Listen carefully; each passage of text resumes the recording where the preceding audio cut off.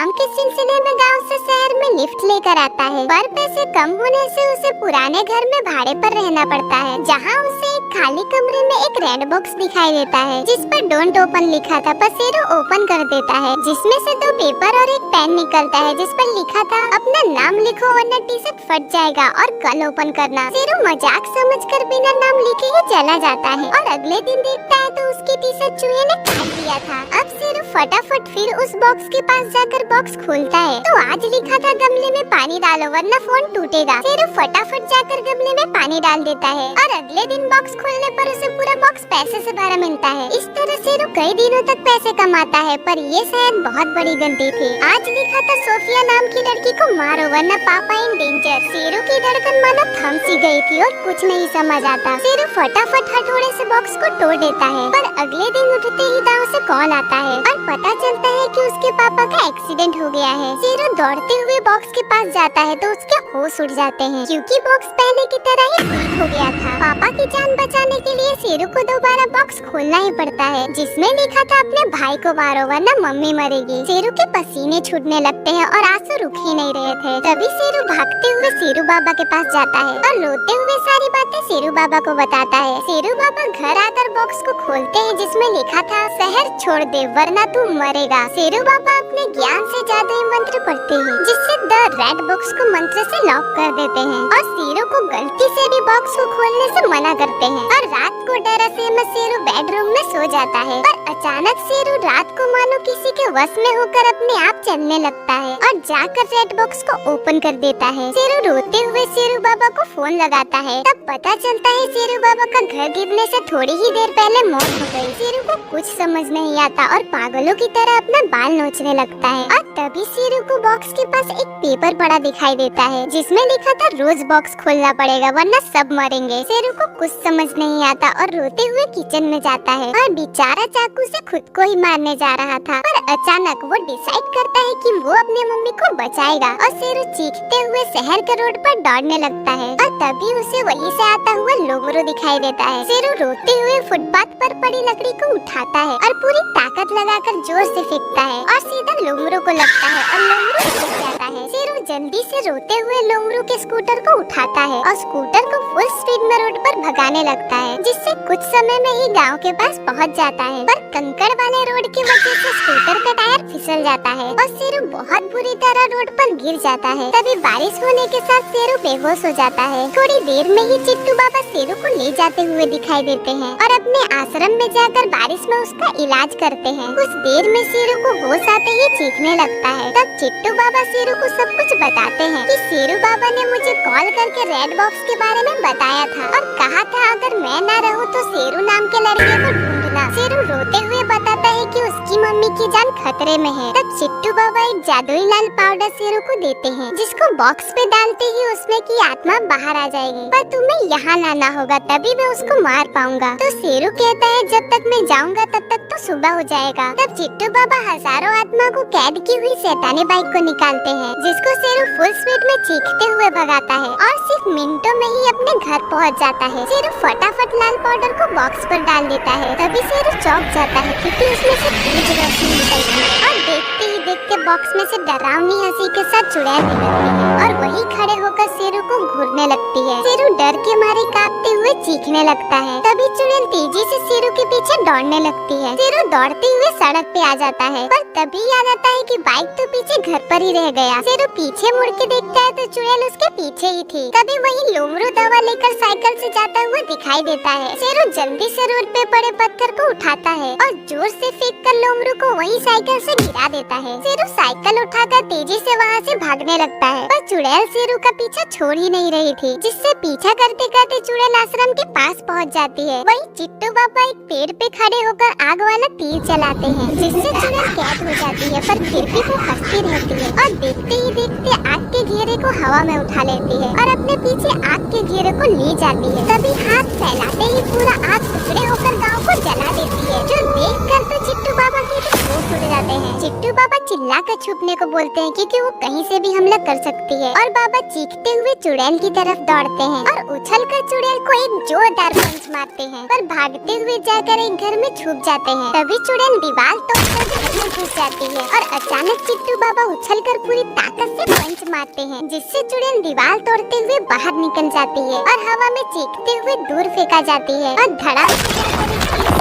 टकराकर रुकती है। तभी चिट्टू बाबा शेरू को कुछ इशारा करते हैं, जो देखकर शेरू डर के मारे टेंशन में आ जाता है। पर तभी चुड़ैल उठकर हाथों से जादू करती है और अचानक एक बड़ा सा पेड़ बाबा के ऊपर गिर जाता है, जिससे बेचारे चिट्टू बाबा वहीं दफन हो जाते हैं और चुड़ैल हर घर में अब शेरू को ढूंढने लगती है। तभी शेरू एक बोतल पर पीला पाउडर छिड़कता दिखाई देता है। असल में चिट्टू बाबा ने देकर बोला था कोई चारा ना बचे तभी इस्तेमाल करना, क्योंकि इसका परिणाम बहुत बुरा भी हो सकता है। इससे चुड़ैल कैद होने के लिए बोतल में खिंचाने लगती है, पर अचानक चुड़ैल अपनी शैतानी शक्तियों का इस्तेमाल करती है और अचानक बोतल वही टूट के बर्बाद हो जाती है। अब चुड़ैल तेजी से शेरू को मारने पास आ रही थी। शेरू घबराकर यहाँ वहाँ देखता है, पर ऐसी कोई चीज नहीं दिखती जिसमें कैद कर सके। तभी शेरू सारे जादुई पाउडर को खुद पे ही गिरा लेता है, जिससे अब चुड़ैल तेजी से शेरू की तरफ खिंचाने लगती है और चीखते चिल्लाते हुए लाल धुएं में बदल जाती है और पूरी की पूरी शेरू के अंदर ही कैद हो जाती है। जिसके बाद शेरू अपने मम्मी से मिलने जाता है और बेचारा थका हारा वही मम्मी के घर में सो जाता है। पर क्या ये सिर्फ अभी शुरुआत था?